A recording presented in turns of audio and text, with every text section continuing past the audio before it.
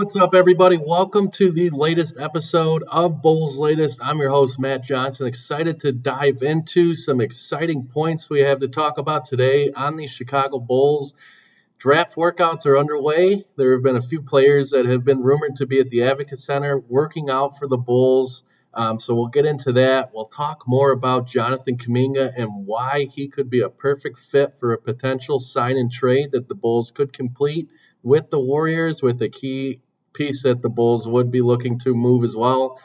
Trey Jones, could he be a Dallas Maverick? We'll get into that. There have been rumors on that, as well as an overall team roundup and what to look for with the Chicago Bulls team moving forward as we progress through the offseason. A name that I wanted to start with today is University of North Carolina wing Drake Powell. He is and did turn a lot of heads at his first workout with the Bulls at the Advocate Center. It has been reported that the Bulls are starting to bring in draft prospects to work out. According to reports, this guy tested very, very well athletically at the Combine and had a very solid interview with the Chicago Bulls, as well as a stellar first workout over at the Advocate Center. He's a prospect many people have going in the second round of this draft, being a one-and-done guy to North Carolina.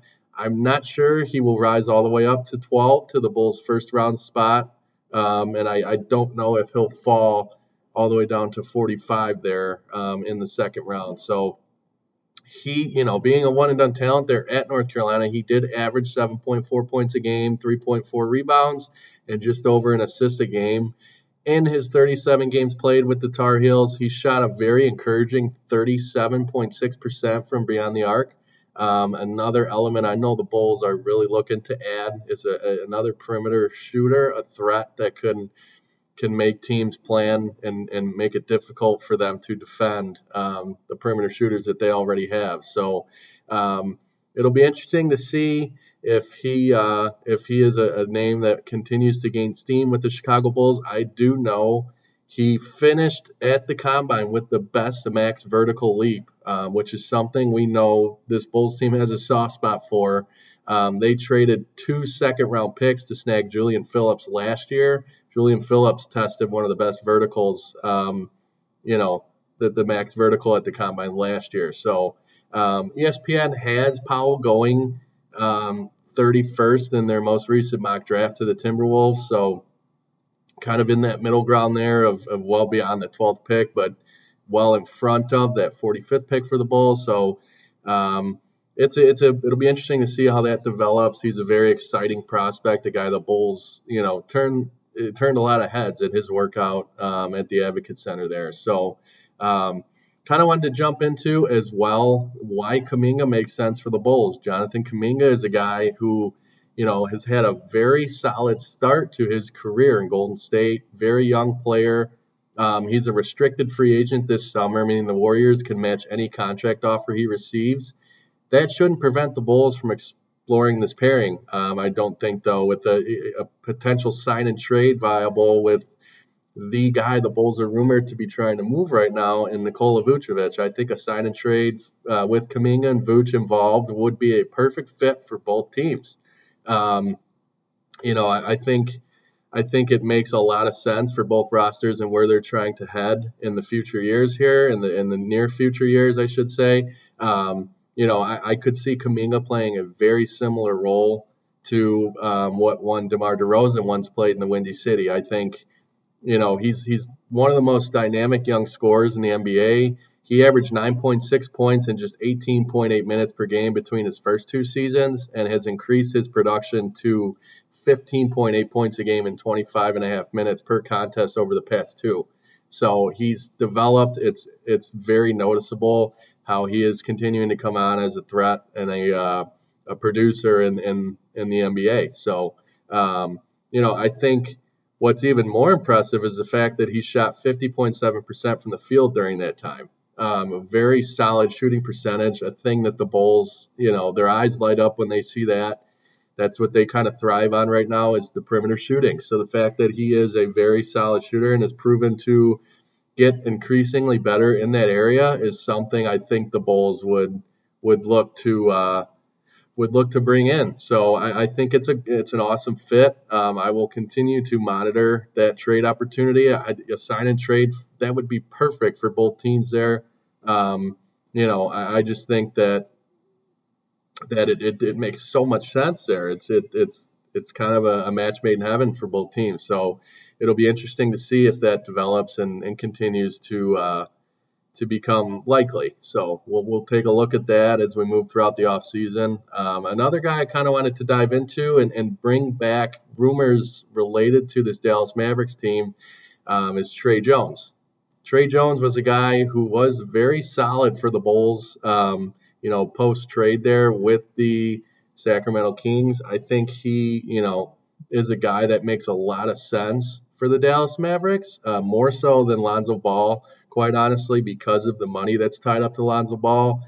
In addition to the relation to the knee injury there, I'm not sure if they want to tie themselves up to that kind of money for a couple of years with the guy who's had the troubling knee history that Lonzo has in recent years. So, Trey Jones, a guy who averaged 11.5 points a game, nearly 5 assists a game, and 3.5 rebounds in 18 appearances for the Bulls, is a guy that I think, quite frankly, the Mavericks would jump at him. And with him being in rumors with the Dallas Mavericks this early on, it's becoming more likely that they continue to field calls from Dallas on a guy like Jones there. So, I think Jones would fit into what Dallas is trying to do in filling that gap between when Kyrie Irving is working his way back from that Achilles injury. I think that is a glaring need for Dallas to find another guard that could produce for them and give them a little bit of longevity when it comes to production at that position,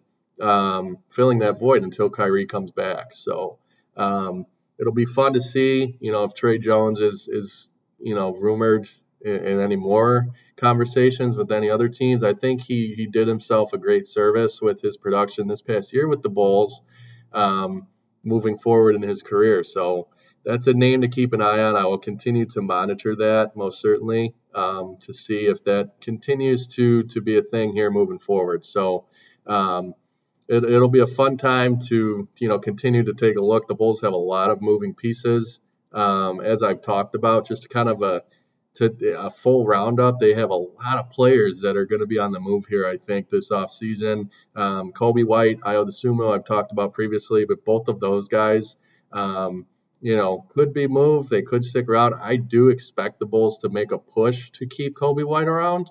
I think he's a guy that they want to make a part of their plans. However, if the demand of the financials for him is too high, I don't know if Arturas sees him as a guy he wants to tie up a bunch of money in. I think he's clearly loading up for free agency classes of the future. I don't know if it's going to be this one. I don't think Giannis Antetokounmpo will be a Bull.